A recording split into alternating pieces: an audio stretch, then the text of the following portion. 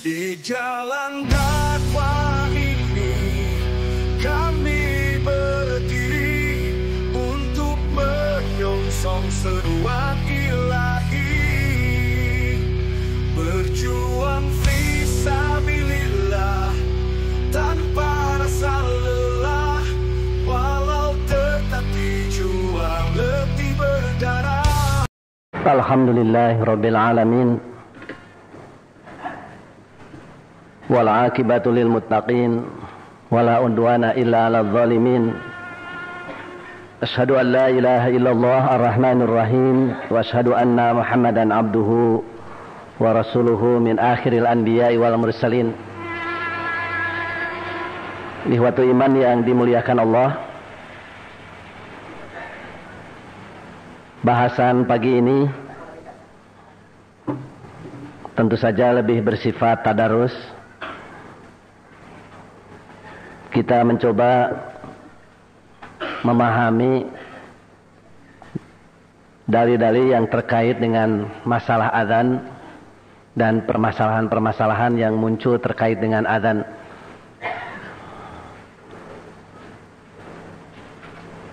Pada dasarnya adzan itu disyariatkan sebagai iklam, pemberitahuan dan seruan, pemberitahuan tentang datangnya waktu sholat fardu dan ajakan untuk berjamaah.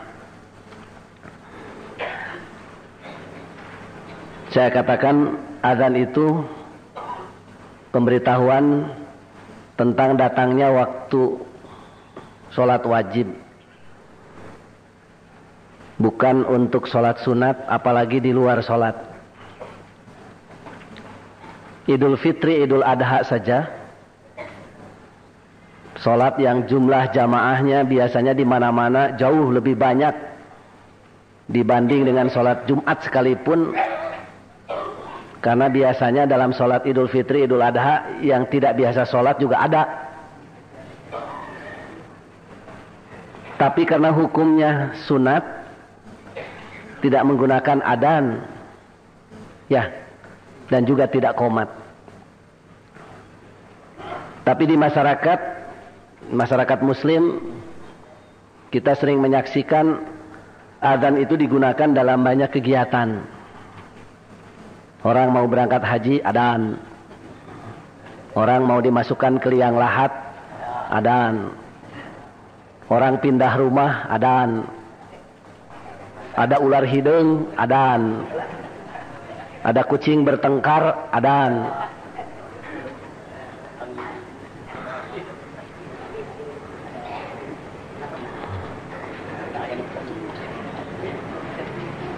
Dari beberapa persoalan yang terkait dengan hal-hal tadi, sebagian ada yang boleh dikatakan mempunyai dasar, pijakan, argumen, tapi sebagiannya lagi sama sekali tidak diketemukan pijakannya. Baiklah, kita coba berbicara dulu tentang kapan adzan mulai disyariatkan. Karena di antara para ulama juga terjadi perbedaan pendapat. Ada yang menyatakan bahwa adzan sudah disyariatkan, ditetapkan sejak Rasulullah SAW dan para sahabat masih berada di Mekah sebelum hijrah ke Madinah. Sebagiannya lagi mengatakan bahwa adzan itu baru disyariatkan setelah hijrah ke Madinah. Dan itu nampaknya yang lebih berargumen, punya alasan. Alasannya hadis riwayat Imam Al-Bukhari dan Muslim an Ibni Umar, dari Ibnu Umar, kana yaqulu, beliau berkata, kanal muslimun, keadaan orang-orang muslim, hina qadimul Madinata, ketika tiba di Madinah, hijrah, yajtami'un, mereka berkumpul untuk berjamaah itu, fayatahayyanuna shalah, dengan cara mengira-ngira waktu sholat. Laisa yunadalaha, tidak ada yang memanggil untuk sholat. Jadi sesampai di Madinah pun pada saat hijrah ternyata belum ada adzan itu. Orang berkumpul untuk berjamaah itu dengan cara mengira-ngira, wah sekarang kira-kira sudah waktu duhur, orang berangkat. Sehingga karena dikira-kira otomatis ada yang datang on time, tepat waktu, ada yang datang sebelum waktu, masih lama, bahkan ada yang orang lain bubar, ini baru datang. Fatakallamu yauman. Nah, kemudian berbicara dalam arti bermusyawarah, berdiskusi pada suatu hari bidzalika, tentang hal itu. Nah, dalam musyawarah itu muncul beberapa usulan dan pemikiran. Faqala ba'duhum, sebagian mereka para sahabat usul, ittahidu nakusan misla nakusin nasara. Usulnya itu agar menjadikan lonceng seperti loncengnya di gereja, loncengnya orang Nasrani. Tapi nampaknya ini tidak disetujui oleh Nabi. Wa qala ba'duhum balbukon, sebagiannya lagi usul dengan menggunakan trompet misla kornil Yahud. Kornon itu tanduk, Zulkarnain itu artinya mempunyai dua tanduk. Di kita jadi Zulkarnain. Itu berasal dari Dulkornun, mempunyai tanduk. Kornain, dua tanduk. Karena dulu trompet itu kan bukan dari metal, bukan dari logam, tapi dari tanduk yang dipelintirkan. Itu yang kemudian jadi trompet, alat panggil ibadah Yahudi. Malah di riwayat lain dalam pertemuan itu ada yang usul dengan bikin api unggun di atas gunung. Jadi setiap kali datang waktu sholat, misalnya duhur, bikin api unggun. Ketika asapnya mengepul ke angkasa, orang jadi tahu bahwa itu sudah datang waktu sholat. Tapi itu dianggap mirip dengan Majusi, dengan Zoroaster. Agama Majusi itu oleh orang Barat disebutnya sebagai fire worshipper, penyembah api. Agama yang menjadikan api sebagai yang dipertuhan. Yang di kita pengaruhnya juga masih cukup kuat, terutama dalam kegiatan pembukaan, kegiatan olahraga. Itu api diusung, dibawa kemana-mana. Dalam kegiatan pramuka juga ada yang disebut dengan api unggun. Itu menurut para ahli perbandingan agama juga dicurigai sebagai pengaruh dari Majusi. Jadi pokoknya lonceng, trompet, terus api unggun itu nampaknya tidak disetujui oleh Nabi. Mafhumnya segala yang ditakol, yang ditabuh seperti lonceng, segala yang ditiup bukan hanya trompet, bisa saja misalnya suling, harmonika dan sebagainya, atau yang dibakar misalnya petasan. Malah Umar bin Khattab usulnya lain lagi. Faqala Umaru, kata Umar, awala tab'atsuna rajulan yunada bis shalah. Bagaimana kalau kata Umar kita ngutus orang saja, gedorin pintu rumah untuk diajak sholat. Ya kalau rumahnya sekampung cuma 10, kalau sudah padat kayak sekarang, bisa terjadi menggedor pintu belum selesai, waktu sholat sudah habis. Tapi di sini kelihatan bahwa ada beragam pemikiran yang dicoba dikemukakan. Tapi pada akhirnya Rasulullah yang memutuskan. Faqala Rasulullah, kemudian Rasulullah bersabda, ya Bilal, gum panadi bis shalah. Wahai Bilal, berdiri kamu dan berazanlah. Ini dari hadis ini kita mengambil kesimpulan bahwa azan itu disyariatkan setelah hijrah ke Madinah. Mengenai fadilah adan, keutamaan adan, antara lain dijelaskan an Abi Hurairah anna Rasulullah qala. Rasulullah bersabda, "Idza nudiya lis-shalah", apabila dikumandangkan azan untuk salat, adbar syaitan. Setan lari. Walahu duratun, malah sampai terkentut-kentut. Kalau kentut tidak bunyi dalam bahasa Arab itu pusyaun. Tapi kalau durotun itu kentut yang bunyi. Jadi setan itu saking takutnya dengan adzan, larinya pun sampai terkentut-kentut. Kalau manusia biasanya takut itu terkencing-kencing sampai ngompol gitu. Hatta la yasma' ta'dina, sampai ia tidak mendengar adzan. Memang kasihan setan sekarang. Adanya pakai speaker, Pak, larinya kemana tuh? Mungkin sudah kurus-kurus sekarang setan itu, karena tiap adzan lari.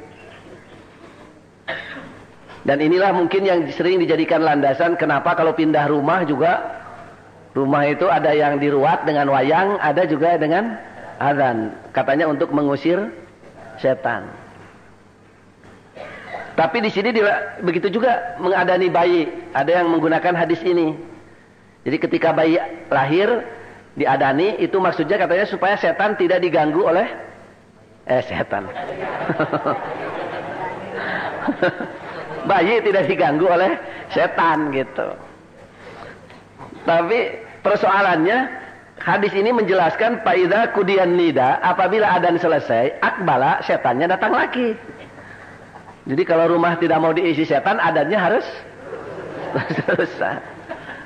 Demikian juga bayi kalau tidak mau diganggu setan harus terus-terusan adzan. Jadi sangat tidak logis. Hatta idza suwiba bis shalah, apabila dikumandangkan qomat untuk salat, adbaro, setan lari lagi. Hatta idza qudiyat taswiba, hatta idza qada taswiba, apabila selesai qomat, akbala, setannya datang lagi.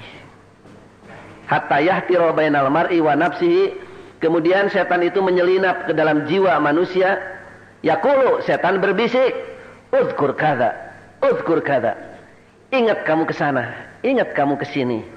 Lima lam yakun yadhkuru, terhadap apa-apa yang sebelumnya tidak ingat, sedang sholat mah jadi segala ingat.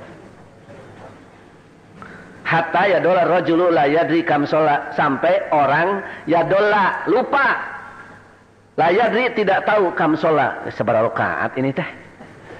Nah, kita kadang-kadang seperti itu karena memang setan berusaha mengganggu, menggoda kita.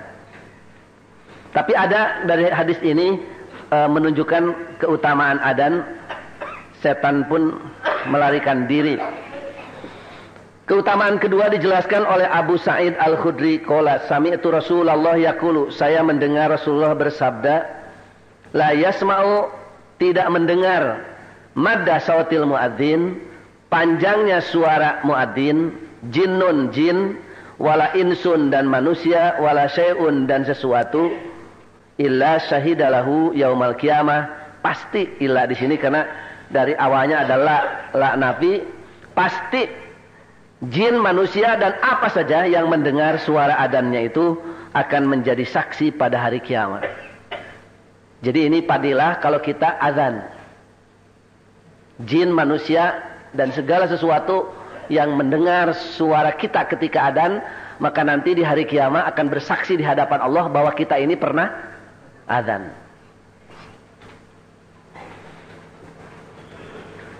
Malah ada hadis lain yang menyebutkan al-muadzzinun atwalu a'naqan yaumal qiyamah. Muadzin itu pada hari kiamat akan menjadi manusia-manusia yang lehernya paling panjang. Tentu saja bukan kayak jerapah atau kayak soang, kayak angsa. Tapi pertimbangannya mendingan panjang leher masuk surga, mending pendek leher masuk neraka.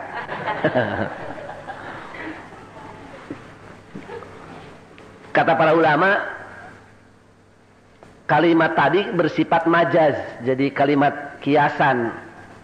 Kalau Nabi menyebutkan bahwa muadzin itu di hari kiamat lehernya panjang, itu bukan berarti panjang dalam pengertian sebenarnya, tapi maknanya awalu dukhulil jannah.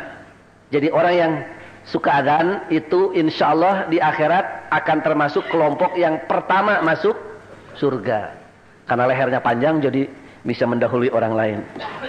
Bahasa kinayahnya begitu. Di sini juga ada kata madda sawatil muadzin, panjang suara adzan. Jadi suara adzan itu diusahakan panjang. Tapi ya sepanjang napas saja, nggak usah disambung-sambung. Hayya 'alas shalah. Karena ingin panjang terus nyambung-nyambung napas.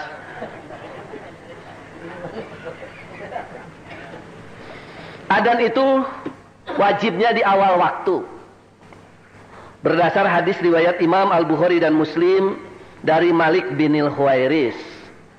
An Malik bin Huwairis, dari Malik bin Huwairis, ataitun nabiyya, aku pernah datang kepada Nabi